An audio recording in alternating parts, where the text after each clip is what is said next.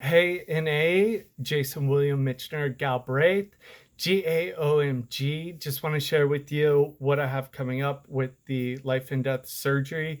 With AFib, they're going to go, it's a week from Friday the 13th, and they're going to cut my groin open and go in through there to my heart. And then they're going to do like an operation where when I have AFib, it should block it from I don't know, killing me.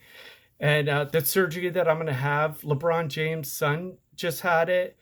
I'm going to get it. And we're young enough that if the surgery goes well and everything, we should technically never have to take any type of medication, heart medication for the rest of our lives, hopefully. But it's not 100%, a cure. AFib, even with the surgery, could come back another time. I'm taking all these type of medications right now. I'm not in the best shape of my life, but I survived my surgery on after October 10th, 23. I'm gonna get in the greatest shape of my life. Dude, when I go to Scotland and I'm royalty, absolutely. Did you see this? That marker you have to have. Do you see that marker? Do you see that? That's RS781. That's a marker you have to have. In Scotland did all those tests on the two brothers. They can extract that. Like King Robert de Bruce, they're able to extract his DNA. They have a couple skulls still, and of course the heart's buried there. They pulled out my ancestor that I'm a descendant of, Sir John Stewart, and extracted that DNA. So that's super exciting for me, of course, to have that and everything. But with this surgery coming up, is that like Kareem Abdul-Jabbar just had AFib as well, and he's talking about it, but he's got to go on medication for the rest of his life. He's too old to have this type of surgery because your body, like, you need to be young to be, worked on like that. It's not going to be good. Cancer was a horrible experience, and I came back and fought MMA and won my fight by knockout, and that is an amazing feeling. And then with this surgery, I should be okay, but after that, all my haters, everybody, including if he is my son, DNA, or if he's Irish Spanish, not my son, everybody dies metaphorically after my surgery. No more hated. I'm not responding, thinking, nothing. I'm just going forward to Scotland with my 10th book, second trilogy that really ties everything together. And I didn't even know at the time that I was Scottish. Anything. I thought I was English and Spanish from the National Geographic test. These tattoos, I cannot wait to remove. Can't believe I have these. I picked El Cid when I thought I was Spanish because I was like, who's the greatest warrior? El Cid. So that's why I have that there. I'm going to remove the spear that El Cid has, and I'm going to put a giant claymore in his hand. So instead of like the spear, and I'm going to take out the flag too of Spain. I'm not going to put any flags. I don't want like any type of national flag. I'm an American, and then I'm Scottish and English. So the surgery though that I have coming up is going to be really intense, and I survive it. That's going to be great. And then just want to share with you like some of my writing. Like I said, I didn't even know that definitely didn't know it was like any type of royalty, but I didn't even know Scottish, Clan Galbraith, all that type of stuff. I just found out over COVID and the pandemic.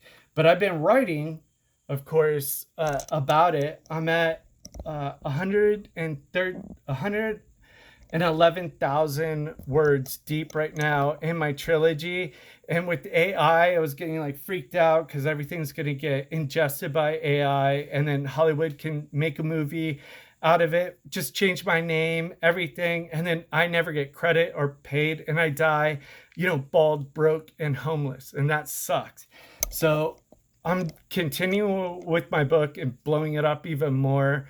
And I'm just hoping with everything I've documented that if anything comes out similar to it, I'll be able to sue and all that type of stuff. Like the Finding Nemo dude, he sent it in to Disney and they fucking took it and never gave him credit for it. He had to sue to be recognized. And that's fucking horrible, dude. So anyway, this is a book that I'm writing and everything, and that's Robert De Bruce. That's Sir John Stewart. That's the dude that is I'm a descendant of directly. I mean, to the T, to the DNA. DNA don't lie. And then there's Malcolm de Lennox, Sir Arthur de Galbraith, and this Bishop Robert Wishart that they all met with. And he was like really instrumental in helping the Scottish, their cause, and King Robert the Bruce, making him king and all of that type of stuff. And just want to read to you, like, again, I didn't know who I was. I didn't know that I'm Scottish. I didn't know I was English. I certainly didn't know I have DNA direct descendant on my paternal side, the Y chromosome, to Sir John Stewart of House Stewart, one of the biggest dynasties ever in England and Scotland.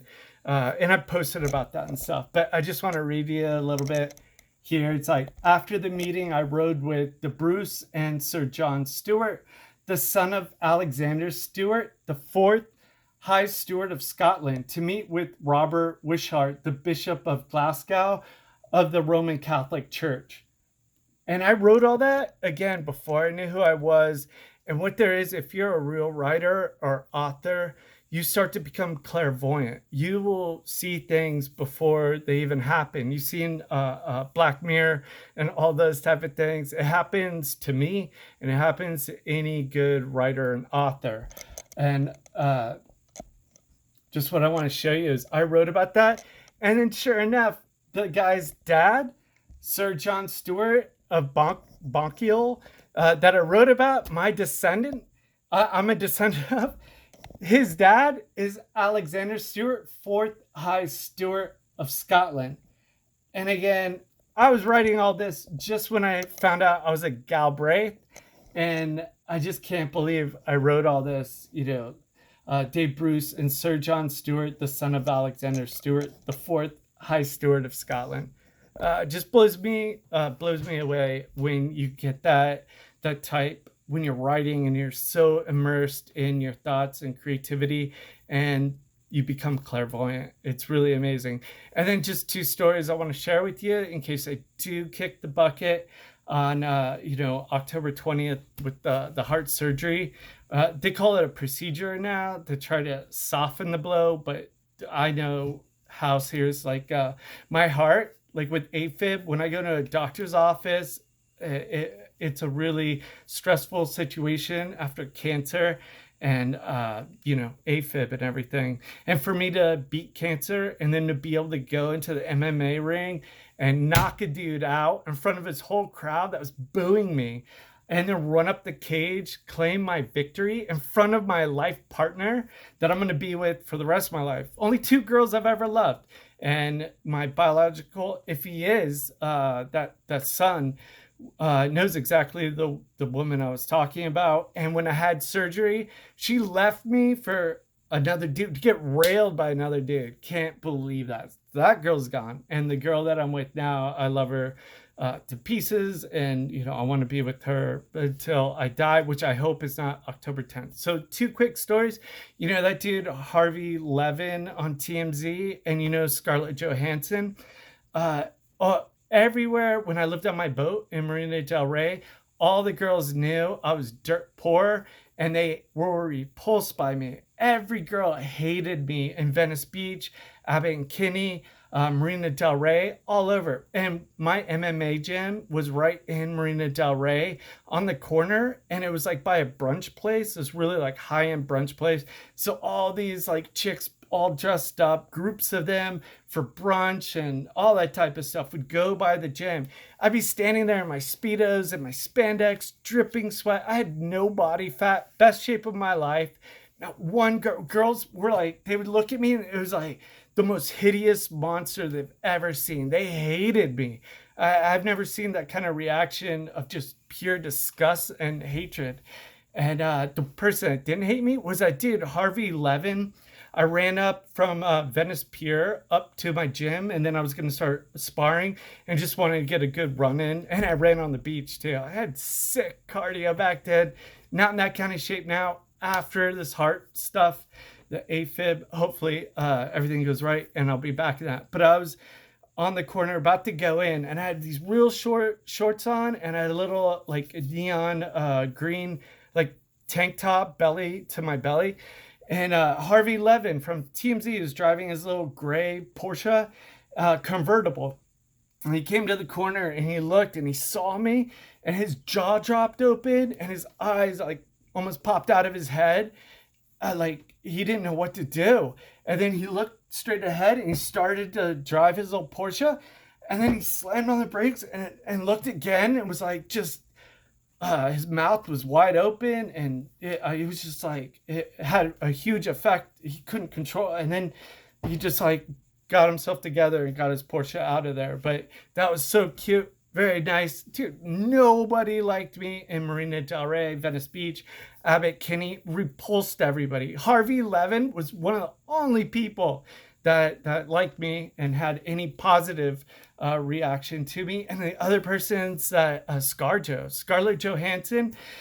They shoot movies and TV shows in the marina quite often, Marina Del Rey, because it's great, location. There's a lot of those trailers, like Stars trailers and everything like that. And I was walking to the bar. I just got off work. And I lived on a boat in Marina Del Rey, so I'd always go to bars and stuff because you don't want to just be off the on a boat right when you get off work and sitting there. It can get a little depressing. So I'd go to the bars and get myself into whatever kind of fun situation. Have a lot of fun and stuff. Anyway, I saw this girl and she's short, and I was dating my life partner that I'm with now, who's 5'11" and with heels. I love how tall and athletic she is and everything like that. But this short girl was walking towards me, and she was wearing a one-piece white bathing suit, and she had a big white floppy hat with a little black like ribbon around it, and she had black sunglasses on, and she was approaching me, and her hips were like just swaying like my boat that I live on. And it was starting to catch my attention, and I try not to look at her because my life partner, I want to be with her forever. But the way she was moving, she's a trained actress, and like it caught my attention. And then she kept looking at me under her like big floppy white hat, and she had the white bathing suit on. And then I noticed those lips, and it was taking me a while to process, like, what the hell? Why is this girl looking at me? And what's going on? Like, do I like recognize her? And she kept looking at me, and she had the beautiful smile, and I felt like so sick inside. I felt like I couldn't move. I felt like I was just gonna die. I didn't know what happened. It was kind of like what Harvey Levin looked like when he saw me. And I looked at her, and she kept smiling, and she's a trained, actress.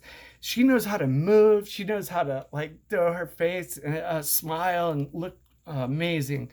And if Scarlett Johansson puts you in her radar, you're not gonna win. You're never gonna win that battle ever. That dude she's married to, he's not gonna win any battles with her ever. And then as I realized who she was, I couldn't think, and I dare not talk to her because like I don't want to. What am I gonna do? Right? I'm broke. I live on a boat. I have my life partner. All that type of stuff. But I'm going to the bar, and I wanted to roll myself to the bar because I felt so sick when she walked by me. And I went to the bar and I drank until I could forget her, and I kept drinking until I can't remember her. Hopefully I don't die. Those are some of my fun stories, if anything happens to me. Cheers.